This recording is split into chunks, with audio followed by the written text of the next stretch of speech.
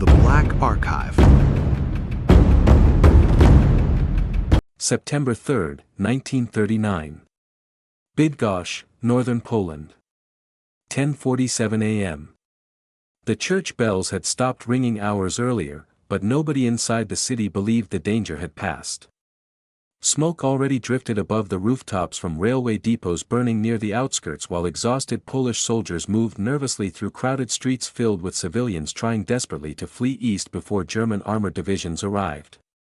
The sound of distant artillery rolled across the city like approaching thunder, vibrating through windows and cobblestone alleys still wet from the previous night's rain. Radios inside apartments hissed with fragmented military updates while rumors spread faster than facts. Some claimed German troops had already surrounded the region. Others whispered about armed saboteurs hiding inside the city itself. And then the shooting started. At first it sounded isolated. A few rifle cracks somewhere near Danska Street. Then another burst echoed from a nearby building. Within seconds panic spread through the center of Bydgoszcz as civilians threw themselves against walls and Polish troops scrambled for cover without understanding where the fire was coming from.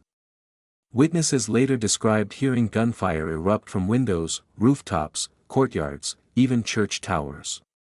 Men in civilian clothing were suddenly accused of signaling German forces advancing outside the city. Nobody knew who was shooting at whom anymore. Fear overtook logic almost instantly. The city descended into chaos before noon. What later became known as Bloody Sunday was born inside confusion, paranoia, propaganda, and the terrifying psychological collapse that often follows the first days of modern war. By September 1939, the German invasion of Poland had already shattered the illusion that civilians could remain separated from the battlefield. The Blitzkrieg moved faster than any European army had anticipated. Entire Polish units were being bypassed, surrounded, or destroyed within hours by coordinated attacks involving tanks, aircraft, artillery, and radio communication on a scale the world had never seen before. Bydgoszcz occupied an especially dangerous position inside that collapsing front. Located within the Polish corridor, the city had long existed under intense ethnic tension between Poles and the German minority population living inside western Poland after the Treaty of Versailles. Nazi propaganda had spent years portraying ethnic Germans outside Germany as victims supposedly trapped under hostile governments waiting to be rescued by the Reich.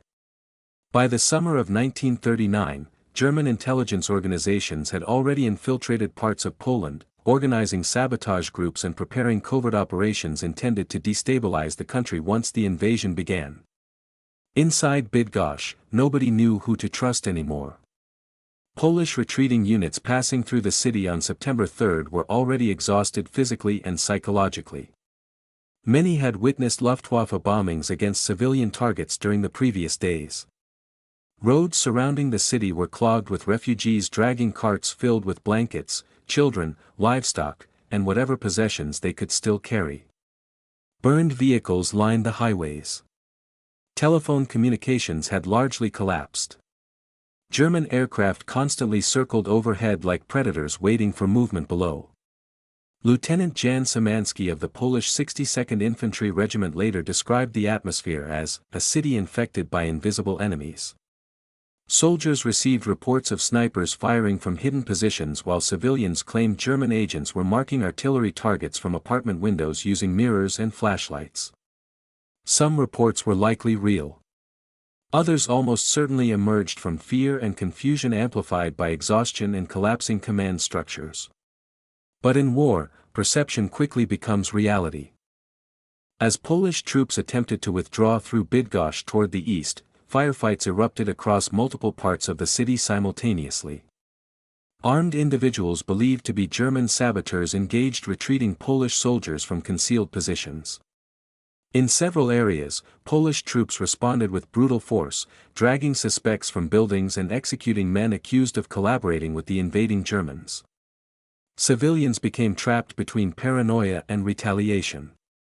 Some ethnic Germans were killed immediately without investigation. Others disappeared into makeshift detention areas created by panicked authorities attempting to regain control over a city collapsing into hysteria. The soundscape of Bloody Sunday stayed with survivors for decades. Machine gun bursts echoing through narrow streets. Women screaming from apartment windows. Church bells mixed with rifle fire. Boots running across staircases. Glass breaking beneath artillery shockwaves. And always above it all, the distant drone of German aircraft approaching from the west. What made the situation even more horrifying was that nobody possessed a complete understanding of what was actually happening in real time. Some German saboteur activity almost certainly occurred. Historians today generally agree that German intelligence and diversionary operations existed within parts of Poland during the invasion.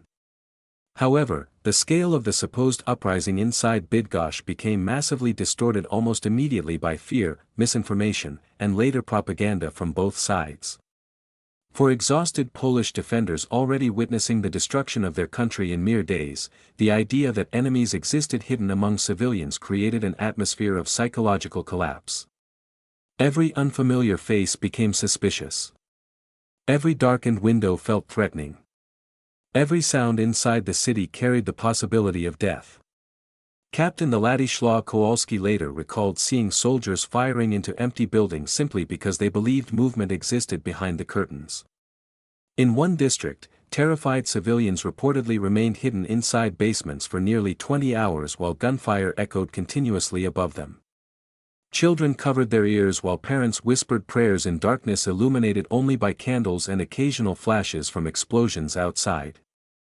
By late afternoon, bodies already covered sections of the city. Some were armed.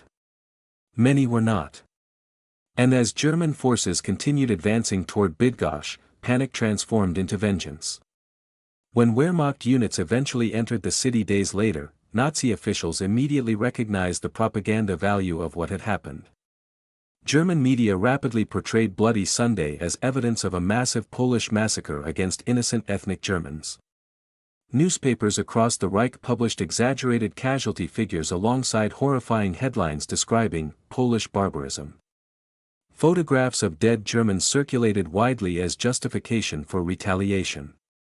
Joseph Goebbels personally weaponized the event to inflame anti-Polish hatred across Germany. The reality, however, was far more complicated and far more tragic. Historians today continue debating precise casualty numbers and the exact sequence of events. What remains undeniable is that the incident became one of the most powerful propaganda tools used by Nazi Germany during the opening phase of the war. The narrative surrounding Bloody Sunday helped justify future atrocities carried out against Polish civilians under the claim of revenge or security operations. And those reprisals arrived quickly. After occupying Bydgoszcz, German Einsatzgruppen and SS units launched systematic executions against Polish intellectuals, priests, teachers, veterans, and civilians accused of resisting German rule. Public shootings became common. Entire communities disappeared. Forests surrounding the city later revealed mass graves filled with victims murdered during the occupation. What began as confusion and violence during retreat transformed into organized terror under Nazi control. For survivors, memory became fragmented. Some remembered hearing hidden gunmen firing from rooftops. Others remembered innocent civilians dragged into streets by terrified soldiers. Some believed sabotage networks truly existed. Others believed panic consumed the city before facts could emerge. But almost everyone remembered the fear. The feeling that society itself had broken apart within hours. Years later, witnesses still described Bloody Sunday not through political arguments or casualty statistics, but through sensations. The smell of wet smoke drifting through apartment corridors. The metallic taste of fear inside crowded basements. The silence that followed sudden gunfire. The sight of neighbors staring at one another with suspicion for the first time. Because modern war does something terrifying to ordinary people. It destroys certainty before it destroys buildings. And in September 1939, across cities like Bydgoszcz, Europe began discovering how quickly civilization could collapse once fear replaced trust. Today, parts of Bydgoszcz appear peaceful again. Trams move through rebuilt streets. Cafes operate where barricades once stood. Most people walking those roads no longer hear the echoes of rifle fire bouncing between the buildings. But historians still debate Bloody Sunday because the event represents something larger than one massacre or one city. It represents the terrifying moment when propaganda, paranoia, invasion, and human fear fuse together into a force capable of reshaping reality itself. Perhaps there are military explanations for what happened in Bydgoszcz. Perhaps there were genuine saboteurs hidden inside the city. Perhaps exhausted soldiers simply broke beneath the pressure of invasion and collapsing communication. Historians will continue arguing over details for generations.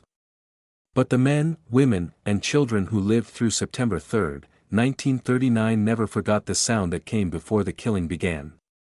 Gunfire appearing from nowhere. Voices screaming in different languages through smoke-filled streets. And the terrifying realization that the war had already changed ordinary people into something unrecognizable.